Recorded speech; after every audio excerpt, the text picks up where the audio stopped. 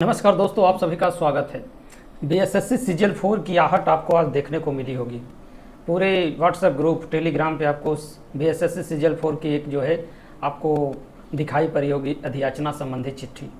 तो अब प्रश्न उठता है कि ये अधियाचना मांगी गई है सभी विभागों से, सामान्य प्रशासन विभाग के द्वारा, तो बीएसएससी सीजीएल 4 आएगी कब? और दूसरी सबसे बड़ी बात है कि बीएसएससी सीजीएल 4 में सचिवालय सहायक की पोस्ट कितनी होगी।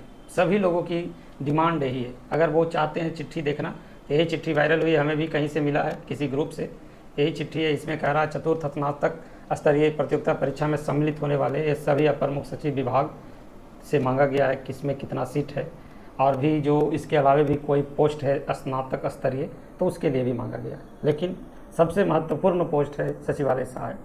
तो यहाँ पर प्रश्न उठता है कि ये वैकेंसी आएगी कब?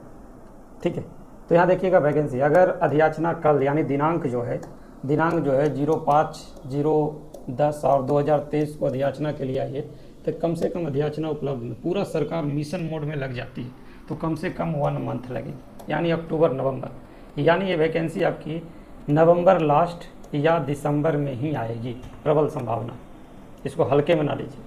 जो लोग चूक गए सीजीएल 3 को, वो बहुत पछता रहे होंगे, क्योंकि सचिवालय सहायक का नाम सुन रहे होंगे परिवर्तन होने वाला है। यानी सचिवालय सहायक अब सचिवालय सहायक नहीं रहेगा।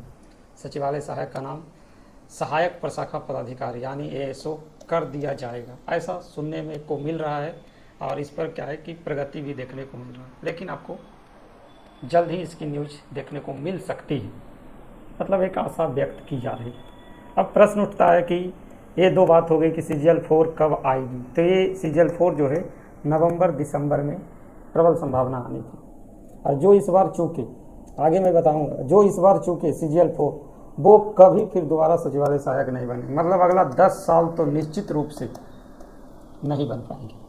तो चलिए देखते हैं सचिवालय सहायक की सीट आएगी कि। तो देखिए यहाँ पे सचिवालय सहायक की स्ट्रेंथ कितनी, सर्वप्रथम देखने का प्रयास करिए। तो 3905 टोटल स्ट्रेंथ है, जिसमें देखिएगा सीजीएल 1 के माध्यम से 1036 आए थे, सीजीएल 2 के माध्यम से 330 के करीब थे, और सीजीएल 3 के माध्यम से 1360।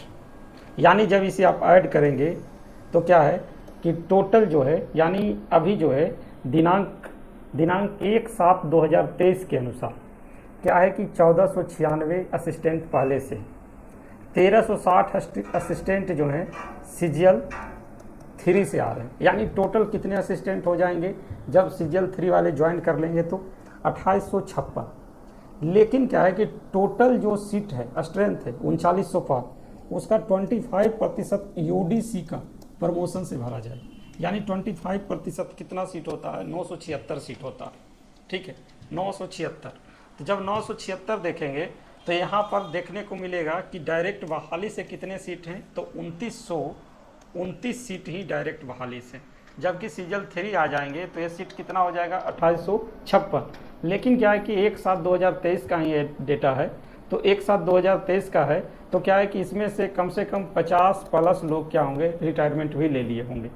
हो सकता है कि 1360 में हो सकता है कि 100 लोग ज्वाइन भी न कर, लेकिन उससे मतलब हमको नहीं। इस आंकड़ा को समझने का प्रयास करिए, फिर जाकर आपको क्या है एग्जैक्ट जो है समझ में आएगा।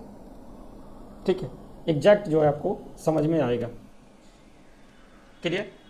एग्जैक्ट समझ में आएगा। तो क्या है कि देखिए यहाँ पर क्या है कि 2929 सीट है, इसमें 2856 जो है, यानी पहले से जो 1496 हैं, उसमें से 100+ लोग जो हैं वो क्या हैं? तो वो इस डिपार्टमेंटल वाले हैं, यूडीसी वाले जो प्रमोट किए हैं। क्लियर? यूडीसी वाले जो हैं वो प्रमोट हुए। क्लियर? समझ रहे हैं आप लोग? समझ रहे हैं आप लोग? तो 100+ जो है यहाँ पे 14 से 96 में क्या है कि होंगे वो 976 जो है यूडीसी वाले वो होंगे। तो सीट बचकर आ गया लगभग 2700 फुल स्ट्रेंथ, जबकि इसका पूरा पोस्ट कितना है? 2929। तो 2700 और 2929 में देखेगा तो 229 सीट के लगभग आपको यहाँ पर खाली दिख रहा। यानी सचिवालय सहायक की सीट जो है, मेरे हिसाब से जस्ट एक कैलकुलेशन है, एग्जैक्ट हो सकता है आप लोग को समझ में नहीं आए, लेकिन उससे मतलब नहीं है। 229 सीट आपको क्या है सीजीएल 4 में सचिवालय सहायक की दिख रही। ठीक है, लेकिन प्रश्न यही नहीं उठता है। अब क्या है कि जैसे ही सीजीएल 3 आ जाएंगे तो क्या है कि बिहार में प्रमोशन की खबर है, बिहार में प्रमोशन की खबर है या अपग्रेड करने की। यानी सीजीएल 1 के जो भी लगभग 900 प्लस लोग जो सचिवालय सहायक हैं, उनको हो सकता है कि सहायक हो सकता है कि सेक्शन ऑफिसर में उनको प्रमोट कर दिया जाए। ये जल्द ही आपको अक्टूबर में ही देखने को मिल सकता है, नहीं तो नवंबर।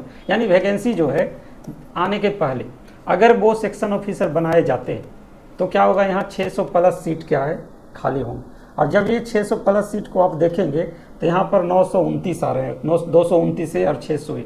यानी सीजीएल 4 में आपको 900 प्लस सीट आने की प्रबल संभावना। और बाकी हम बोल रहे हैं तो समझ जाइए, 900 प्लस सीट जो है आपको सचिवालय की। अब सीजीएल 4 में सचिवालय सहायक की वैकेंसी नहीं आएगी, ये आएगी क्या, किस रूप में, असिस्टेंट सेक्शन ऑफिसर के रूप में आएगी। यानी आपके जीवन के लिए सबसे अंतिम मौका होगा बीएसएससी सीजीएल 4, जो एक सचिवालय सहायक नहीं बल्कि सचिवालय के लिए असिस्टेंट सेक्शन ऑफिसर के रूप में आपको मौका मिले। और जो इस बार चूके जिंदगी भर पछताएंगे, मेरा यही मानना है कि जो इस बार चूके वो जिंदगी भर पछताएंगे। तो समय को भापें और सबसे पहले क्या है कि आप इंटर लेवल की जो वैकेंसी आई हुई है उसको भर दें, क्योंकि यही सेम आपकी सिलेबस जो है आपको सीजीएल 4 में भी देखने को मिलेगी और दोनों एक बार में ही आप तैयारी कर सकते हैं। अब सोचिए 900 प्लस आपको सचिवालय सहायक की वैकेंसी देखने को मिलेगी, तो लगभग फिर से आपको 3000 सीट के करीब हो सकती है सीजीएल 4 में, पूरी संभावना, क्योंकि आगे चुनाव भी है, 2 चुनाव है। और फिर दोबारा देखिएगा कि 2700 असिस्टेंट 900 ही आ जाएंगे। यानी आपको क्या है कि सीजीएल 4 के बाद सीजीएल 5 आपको मौका अगला 10 साल तक मिलने वाला नहीं है। इसलिए आप लोग से अनुरोध है कि आप लोग अब नहा धोकर बैठिए और तैयारी में लग जाए। अगर नहीं हुआ है सीजीएल 3 तो चिंता मत कीजिए। बाकी आप लोग देखे होंगे कि सीजीएल 3 के लिए मेरा कितना सटीक प्रयास आप लोगों के लिए रहा, हर पल आप लोगों के साथ रहा।